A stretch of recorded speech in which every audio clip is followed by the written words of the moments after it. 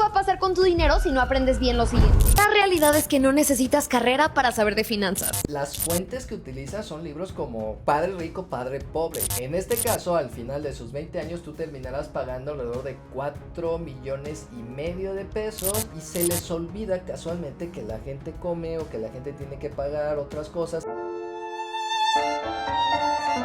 Hola, para quien no me conoce, yo soy el Profeta Namates, y para quien ya lo haga, hola de nuevo, yo soy psicólogo de profesión y actualmente me dedico a la docencia. Es por eso que estoy aquí con ustedes compartiendo un poco de mi experiencia profesional a ustedes que son psicólogos, estudiantes de psicología o gente ajena a la psicología que busca aprender de una manera fácil, sencilla y digerible. Y el día de hoy vamos a hacer un pequeño análisis sobre esta influencer amada por muchos, odiadas por otros tantos, pero que vamos a entender que no es un análisis psicológico hacia su persona. Yo no la conozco, yo no he tenido el gusto de tener interacción con ella, o el disgusto, no sé si sería una persona que me cayera bien.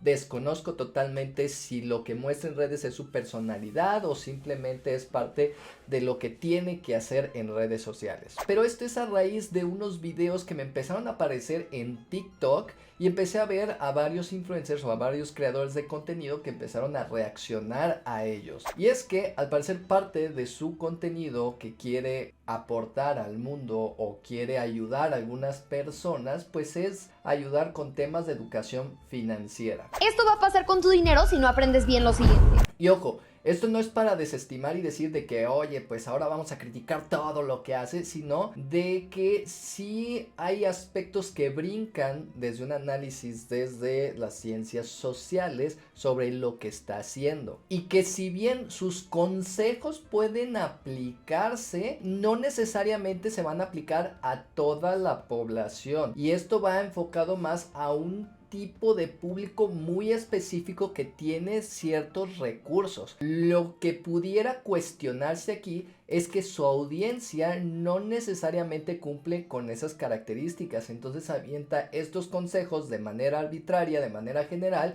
como que se aplicaran para todo mundo, lo que puede llevar a que personas que no tienen los recursos necesarios puedan tomar decisiones financieras arriesgadas y terminar en una situación peor de las que se encontraban al principio. Este video está hecho con la intención de analizar por qué es necesario justamente la intervención de profesionales o la consulta hecha por profesionales para que se pueda seguir una línea más estructurada, más controlada y adaptada justamente a los recursos, necesidades y limitaciones de las personas que buscan orientación en diferentes áreas. En sí son dos videos los que ella está haciendo. El que más me brincó es este, y vamos a empezar fuerte. La realidad es que no necesitas carrera para saber de finanzas. Y aún así la mayoría de personas no lo saben. Más adelante de este pequeño fragmento, ella menciona que tomó diplomados, tomó cursos, que se ha juntado con empresarios y desde ahí ella está aprendiendo. Pero en cuanto cumplí 18 empecé a juntarme con empresarios que me dieron un gran consejo. Y no estudié una carrera, pero sí diplomados y muchos cursos en finanzas que te los recomiendo. Y que si bien la práctica es bastante importante y muchas veces nos deja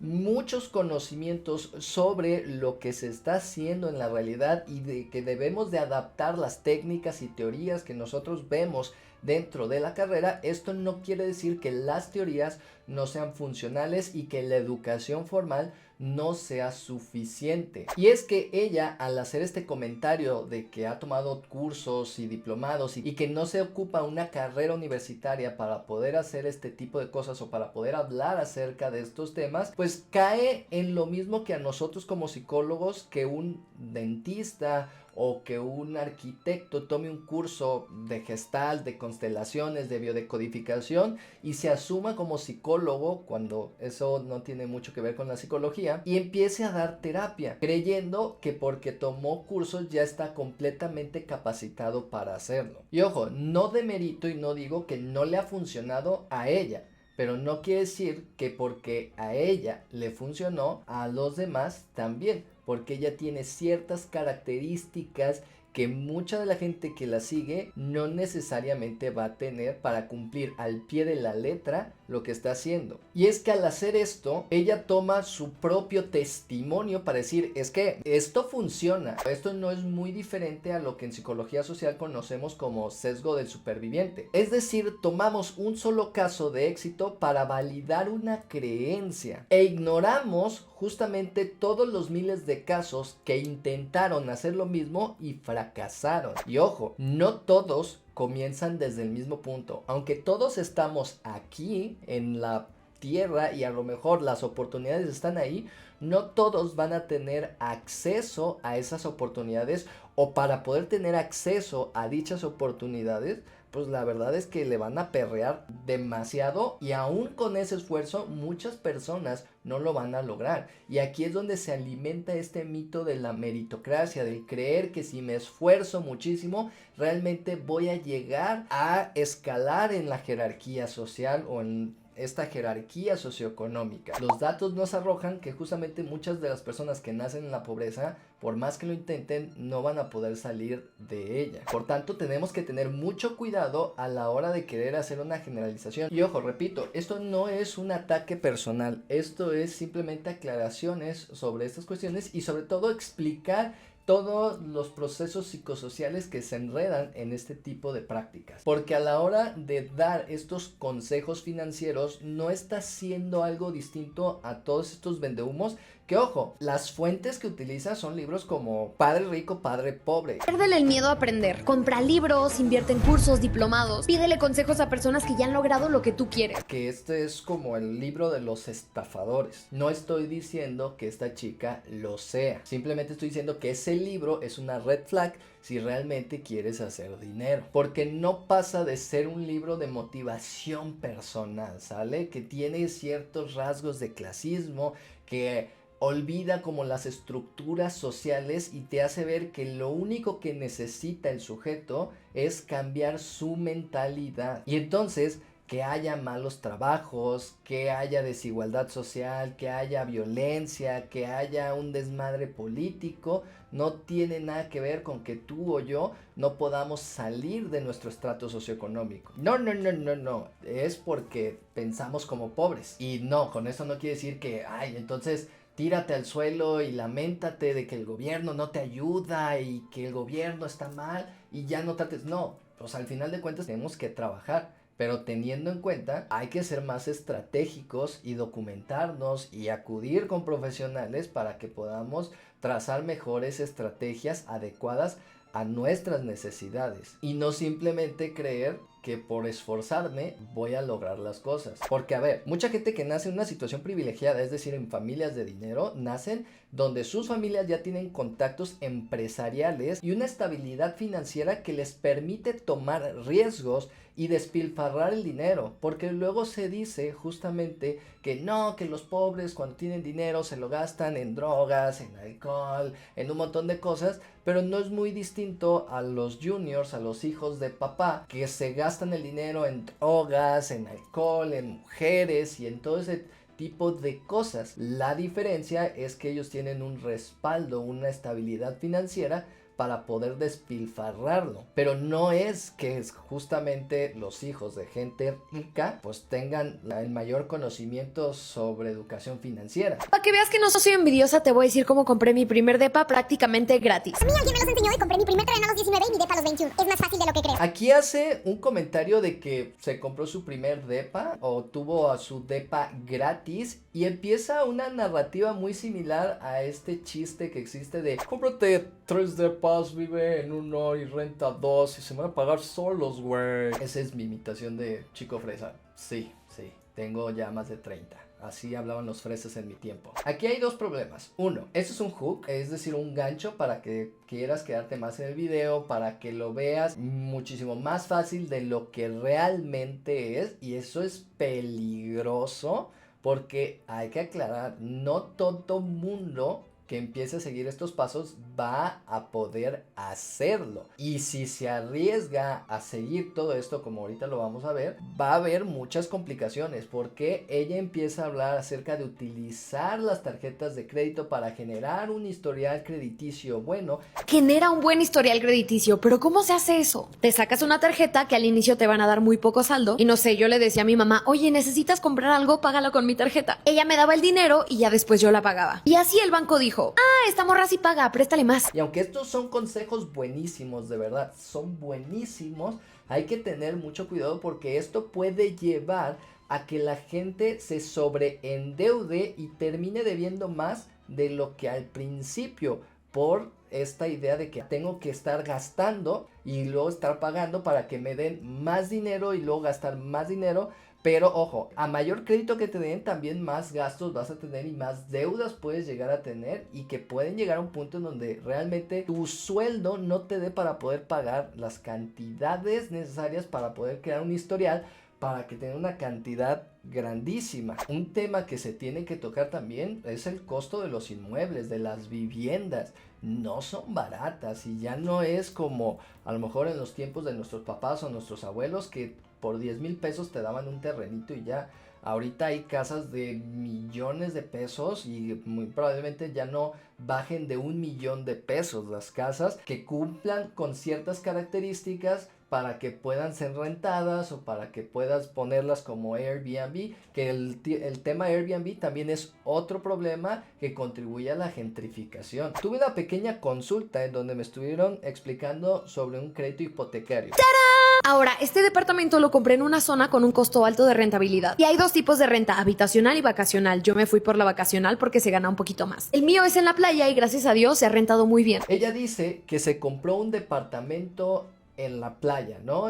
Lo pagó y entonces ella lo puso para renta de vacaciones porque eso te da más y así el crédito se puede pagar, y cuando le llega un extra ella lo mete a capital, es decir, tiene un ingreso que le permite hacer eso, y sobre todo un sobrante, porque mucha gente en México vive al día y la capacidad para ahorrar es complicadísima. Siguiendo este tema, si tú quieres comprar un departamento, por ejemplo, en Cancún, ponle que un departamento allá te pueda costar 5 millones de pesos y dependiendo mucho la zona. Si tú sacas un crédito de 5 millones de pesos a 20 años con una tasa de interés del 10%, tú tendrías que pagar al final de esos 20 años 11 millones y medio de pesos, un poquito más, como 11 millones y 600 mil. Y las mensualidades te quedarían más o menos en 48,000 pesos. Me puse a ver en Airbnb y las rentas por día, el máximo está en 2,500 pesos la noche y los más baratos están como en 1,000 pesos.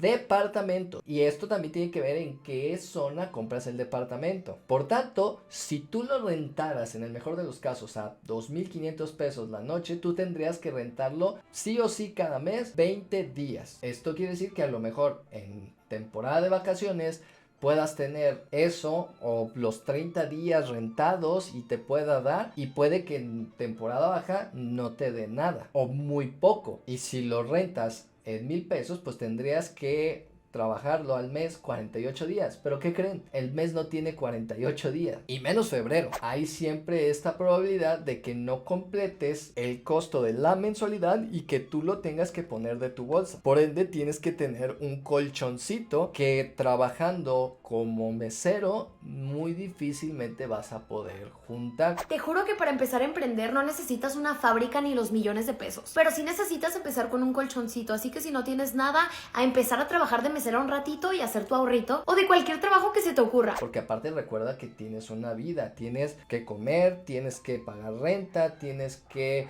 pagar servicios, tienes que pagar de repente entretenimiento, porque pues no puedes estar encerrado todo el tiempo. Pero dices, ay no, pero a ver, a lo mejor 5 millones es demasiado para mí. Pero ¿qué tal una casa dentro de una ciudad? Y así puede ser menos, ¿no? Pongamos Guadalajara.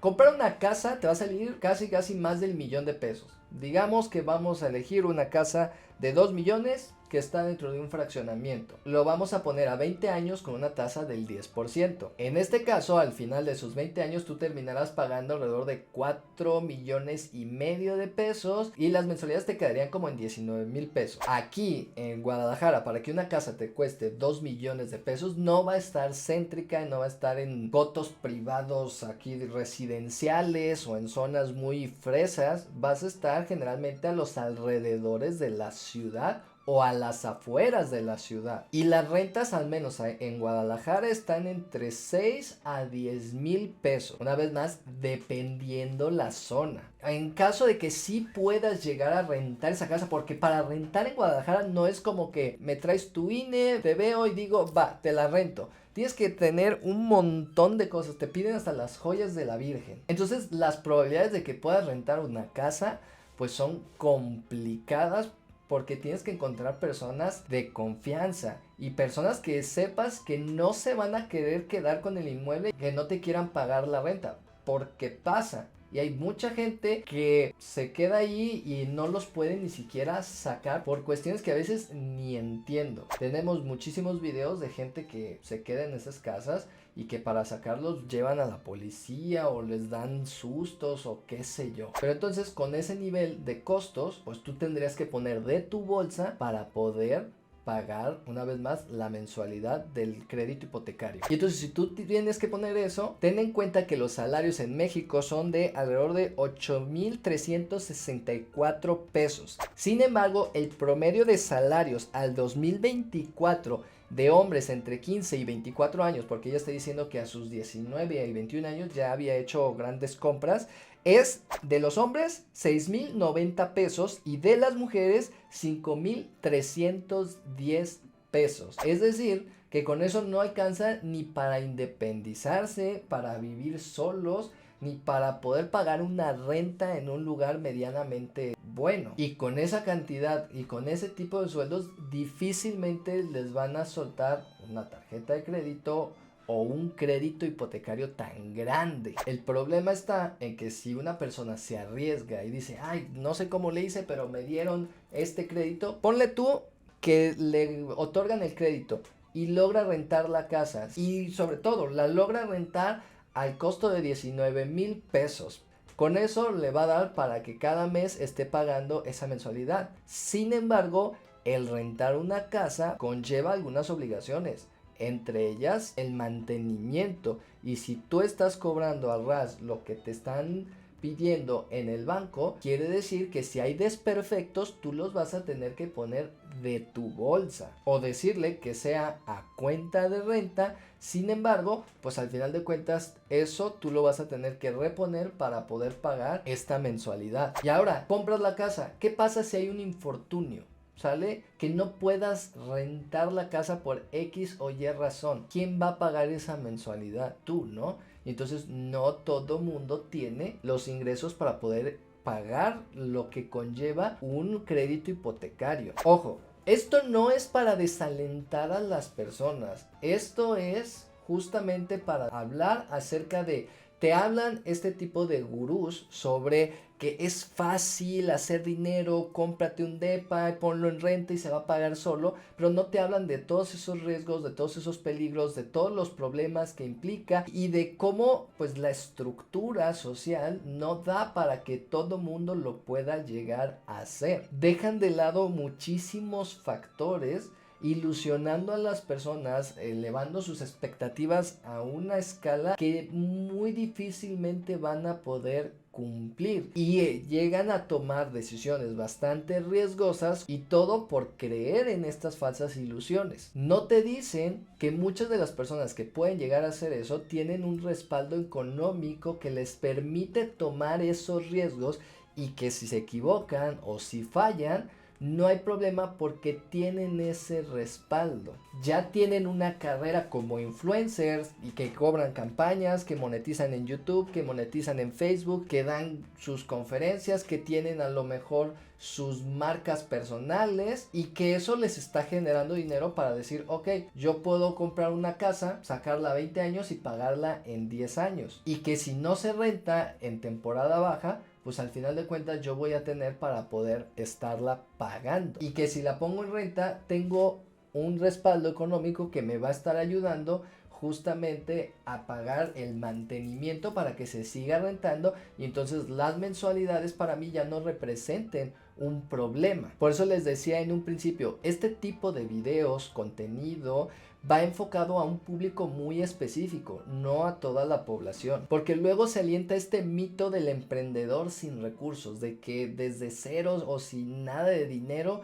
tú puedes crear una empresa o tú puedes salir adelante, como esta falsedad de decirte, no, es que tú te compras un mazapán en 5 pesos y lo vendes en 10 pesos, y entonces con sus 10 pesos ya te compras 2 mazapanes y los empiezas a vender, y así vas creando hasta poder comprarte un Lamborghini. Y se les olvida casualmente que la gente come o que la gente tiene que pagar otras cosas, y que si consigue dinero, por ejemplo, si vende un mazapán en 10 pesos y eso le da oportunidad de poder comprarse un bolillo y comer porque no ha comido en días, pues entonces no es tan cuicho. Y no es como decirle, pues que no coma una semana para que ahorre todo ese dinero. Es como inhumano pensar eso. Y ojo, porque he conocido gente que sí piensa de esa manera, ¿no? De que se tienen que aguantar el hambre por si quieren salir de esa pobreza, porque el camino está lleno de sacrificios, y si no están saliendo de pobres es porque es su culpa. Entonces tengamos mucho cuidado, porque esto justamente es el discurso del pobre es pobre porque quiere, ¿no? Porque es fácil que te den una tarjeta de crédito, es fácil que crear un crédito historial lo suficientemente bueno para que te den un crédito hipotecario o un préstamo personal e invertir en un emprendimiento, cuando pues a muchos de los que se dedican a hacer este tipo de empresas no siempre les va bien. No todos los emprendimientos que la gente de dinero saca le funcionan, y se van desechando, van desapareciendo, van apareciendo otros. E incluso un dato que me faltaba meter en esta cuestión de que no se necesita una carrera de licenciatura, hay que entender que mucha de la gente millonaria en el mundo tiene carreras universitarias, y muchas veces en universidades de élite. Pero tenemos algunos casos de personas que no terminaron la universidad, pero que estuvieron en este tipo de universidades, y que se toman como referente de que es que no se necesita solamente la universidad, porque tengamos en cuenta que mucha de la gente que ellos necesitan son profesionales que estudiaron una carrera para que se pueda hacer lo que ellos están haciendo, ya sea alguien que estudió para ser editor, alguien que estudió sobre marketing, alguien que le sabe a lo de community manager, alguien que estudió, no lo sé, contabilidad. Son profesionales que se utilizan. Entonces sí se necesitan las carreras universitarias, y de preferencia para poder hablar de estos temas, y que no solamente sea un video más de motivación personal que no tiene nada de contextualización y que lo quieres arrojar al ahí se va y a quien le caiga. Ahora, estos discursos muchas veces están armados para que tú te motives y para que tú veas un referente de que funciona, sesgo del superviviente, y a base de eso tú generalices y tenga como cierta credibilidad de que a mí me funcionó, entonces también a ti te puede funcionar. Y si no te funciona, no es porque yo no te esté dando buenos consejos, sino porque tú no los estás sabiendo seguir. Y en este discurso me da gracia porque dice esto. Entonces un día le dije al banco, güey, llevo 6 años pagándote en tiempo y forma, hazme paro y préstame para una casita, ¿no? Llevo 6 añitos pagándote bien. No sé si se equivocó o es un ejemplo. Compré mi primer terreno a los 19 y mi depa a los 21. Pero si ella dijo que a los 19 años se compró su primer terreno y a los 21 su primer depa, quiere decir que ella empezó a generar un historial crediticio a los 13 años. O sea, a los 13 años ya le dieron una tarjeta de crédito. O el hecho de que ella pudiera hacer carrera como influencer, que hoy en día es muy bien pagado, y a partir de eso pueda, no sé, modelar, tenerlo de sus pestañas, cobrar en campañas grandes cantidades de dinero, monetizar en redes sociales, que le dé el respaldo para poder hacer ese tipo de inversiones. Y que ojo, sí, puede juntarse con empresarios que le digan, oye, cómprate esto, haz esto, pero justamente porque tiene un colchón financiero que le permite hacer ese tipo de cosas, no tanto por los consejos que están en este tipo de libros, porque, y digo este tipo de libros como Padre Rico, Padre Pobre, porque ella los recomienda. Piérdele el miedo a aprender. Compra libros, invierte en cursos, diplomados. Y ya por último, en esta otra parte, A ver.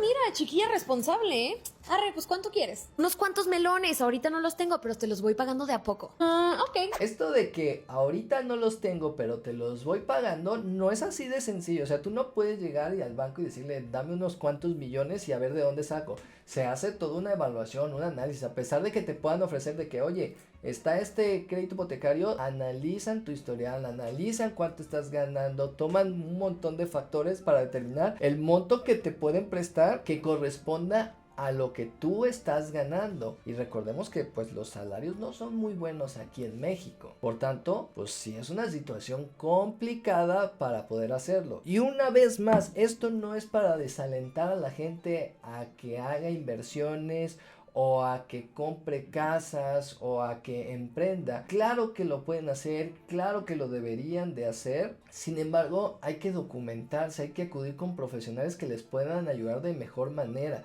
Esta cuestión de que no, yo cómo le voy a hacer caso a un profe que no es millonario y esas cosas, a ver, es una cuestión bastante compleja porque pues la realidad es que la desigualdad social, la distribución de las riquezas es un tema a discutir en nuestro México mágico. Y en este sentido, muchos de estos profesionales no te van a enseñar cómo ser millonario, sino cómo mejorar tu salud financiera, cómo aprender a utilizar las tarjetas de crédito, cómo aprender a lo mejor a invertir en ciertos negocios o en cierto tipo, o cómo empezar tu negocio para que sea fructífero. Y ya de ahí, si se puede ir escalando, pues te enfrentas a problemas estructurales o de violencia, en donde pues hay determinadas organizaciones que a veces te cobran por estar trabajando de manera honrada y que muchas personas prefieren cerrar sus negocios porque no pueden completar las cuotas que se les están cobrando. Por eso les digo que hay muchas cosas que de repente impiden al mexicano promedio o el emprender, el abrir sus negocios o el crecer económicamente. Pero bueno, ¿tú qué opinas acerca de esto? Déjamelo aquí abajo en los comentarios, ya sabes que me interesa mucho saber todo esto. No te olvides de seguirme en todas mis redes sociales, suscribirte a este canal activando la campanita de notificaciones y sobre todo unirte a los miembros del canal. Me ayudarías muchísimo. Nada, yo te mando un beso y un abrazo de manera consensuada y te dejo continuar con tu existencia. Bye.